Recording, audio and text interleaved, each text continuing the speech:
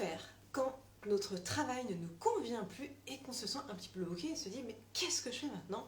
Eh bien vous avez 5 options par rapport à cette situation professionnelle et je vais vous les partager aujourd'hui. Bonjour à tous, j'espère que vous allez bien. Alors, quand on arrive à un moment où on se dit non là j'en peux plus de ce travail, ça ne peut plus durer, parfois il y a ces sensations de frustration, de se sentir bloqué, de dire ok ça va pas mais qu'est-ce que je fais? Alors, la première solution, alors déjà avant de choisir parmi une des solutions suivantes, la première chose qui va être importante de faire pour vous, c'est vraiment de faire de la clarté sur pourquoi aujourd'hui cette situation professionnelle ne vous convient plus. Et d'être vraiment très très clair sur est-ce que ça vient du poste, du contenu du poste, les missions ne vous intéressent plus, vous n'apprenez plus rien, ça vous saoule, elles n'ont aucun sens. Est-ce que c'est l'environnement de travail, les collègues, les relations peuvent être toxiques avec votre supérieur hiérarchique? Est-ce que c'est l'environnement où vous travaillez, c'est-à-dire que vous êtes en open space et vous ne supportez pas de travailler en open space, vous avez besoin d'être tout seul? Est-ce que c'est le lieu? Enfin, vraiment d'être très très clair sur qu'est-ce qui ne vous convient plus du tout aujourd'hui dans votre métier. Et à partir du moment où vous avez fait cette clarté, vous allez pouvoir vous orienter vers une des pistes que je vais vous donner.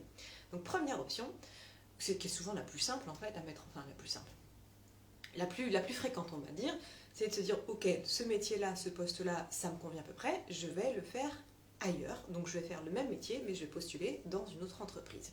Première option. Ou alors se dire, peut-être que je peux faire encore le même métier parce que j'aime mon entreprise, mais ce qui me saoule là aujourd'hui, c'est d'être dans un open space, et moi j'aime pas ça. Peut-être ça va être de négocier le télétravail. Donc si vraiment vous vous rendez compte que ce métier-là, il vous convient, regardez comment vous pouvez le faire différemment dans votre entreprise, ou alors ailleurs dans une autre entreprise. Deuxième option, ça va être éventuellement une mobilité interne. C'est-à-dire que là, vous avez fait un peu le tour du poste, mais finalement, l'entreprise dans laquelle vous évoluez, elle vous convient plutôt, ça va bien, l'environnement est ok. Donc la première chose, si vous n'avez aucune idée de l'autre type de poste que vous pourriez faire à la place, c'est pas grave. Vous pouvez déjà commencer à aller échanger avec votre DRH ou avec d'autres personnes de l'entreprise qui font des métiers différents ou assez proches. Admettons, vous êtes, je sais pas, dans la communication, vous pouvez aller échanger avec des personnes côté marketing.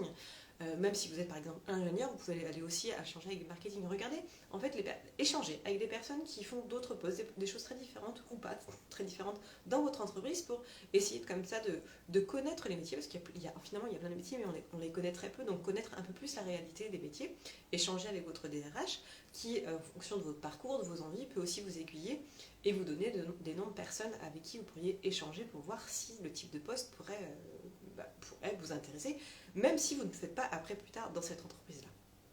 Donc ça, c'est la deuxième piste, la mobilité interne. Troisième chose, qu'on pense pas forcément en fait quand on se retrouve plus du tout dans son activité professionnelle. En fait, peut-être que le problème ne vient pas de votre activité professionnelle. Ce qu'il y a, c'est qu'on travaille, notamment quand on est salarié, voilà, c'est toute la journée, on a 8 heures, 40 heures par semaine, 8 heures par jour, plus ou moins. Et donc finalement, ça représente la majeure partie de notre temps. Et on a tendance en fait à surinvestir cette activité professionnelle, à en attendre beaucoup et à délaisser parfois le côté personnel. Et si vous avez déjà fait cette première étape de clarté, tiens, finalement, est-ce que c'est vraiment je ne veux plus de cette activité, ou après vous l'avez fait, vous pouvez dire en fait c'est pas si mauvais que ça. Et ce qui peut être intéressant à ce moment-là, c'est vraiment de réinvestir plutôt la sphère personnelle, quitte par exemple parfois à partir, se débrouiller pour partir, ou pour partir, enfin si vous êtes salarié, partir 1 heure plus tôt, un jour ou 2 jours par semaine, ou si vous êtes entrepreneur, de vous réorganiser pour vous libérer 1 à 2 heures par-ci par-là pour tester d'autres activités. Par exemple, je ne sais pas, admettons, vous aimez le théâtre, de tester le théâtre, de tester de la peinture, de tester du pole dance, une activité sportive, de remettre en fait de la nouveauté, de l'innovation dans votre sphère personnelle. Ça parfois ça peut suffire finalement quand il y a une insatisfaction au niveau professionnel, parce que ça va rééquilibrer finalement, et des frustrations qui pourraient être qu'on pourrait trouver au niveau professionnel, on peut les contrebalancer en remettant finalement plus de découvertes, plus d'innovation, plus de nouveautés, on va dire plutôt, plus de nouveautés, plus de plaisir, plus de challenge dans la vie personnelle. Donc ça peut être la troisième option envisageable. Quatrième chose que vous pouvez faire, ensuite, c'est ce qu'on appelle le slashing. Le slashing, qu'est-ce que c'est? C'est de cumuler plusieurs activités professionnelles. Donc vous pouvez très bien dire, ok, je garde cette activité-là, même si elle ne semble pas parfaite pour le moment, mais je vais faire autre chose en parallèle.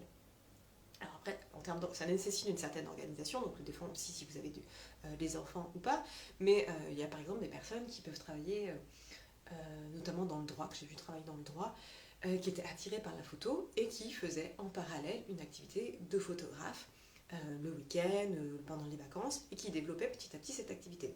Cette option-là, elle peut être intéressante, notamment pour des personnes, soit profils multipotentiels, qui ont besoin vraiment de beaucoup d'activités différentes, beaucoup de nouveautés, d'être stimulés par plein de choses en même temps, parce que ça permet comme ça d'avoir plein d'activités qui apportent des challenges différents.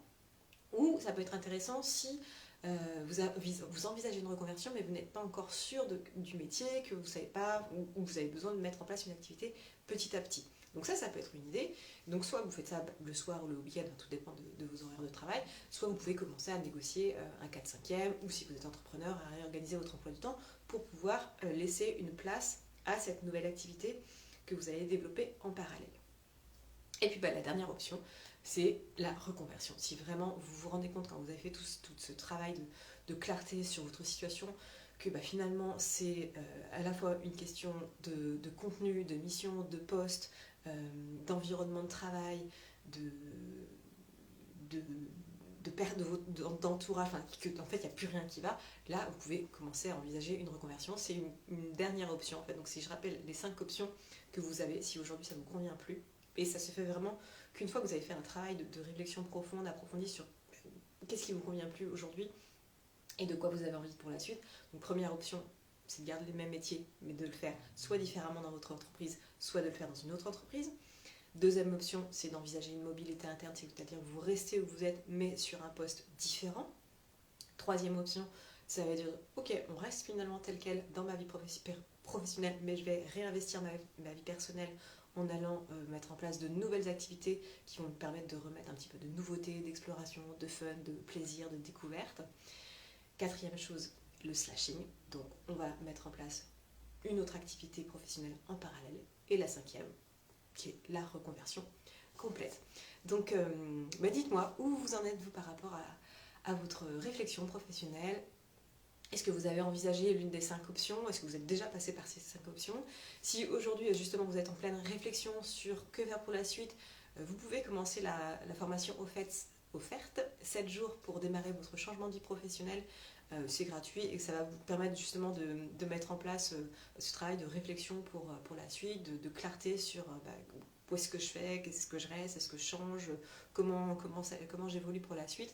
Donc vous pouvez trouver dans le lien qui est dans la bio, vous avez formation offerte 7 jours pour démarrer votre changement de vie professionnelle. Voilà, comme ça vous recevrez ça. Et si vous regardez, donc c'est dans la bio sur Instagram, et si vous regardez en replay sur d'autres plateformes, ce sera en commentaire. Et puis si vous avez besoin d'échanger avec moi sur votre situation, si vous voulez que je vous aide par rapport pour faire cette clarté et pour envisager la suite, eh bien vous pouvez me contacter par MP ou en commentaire. En attendant, moi je vous souhaite une très belle journée et je vous dis à demain pour le prochain live. Bye.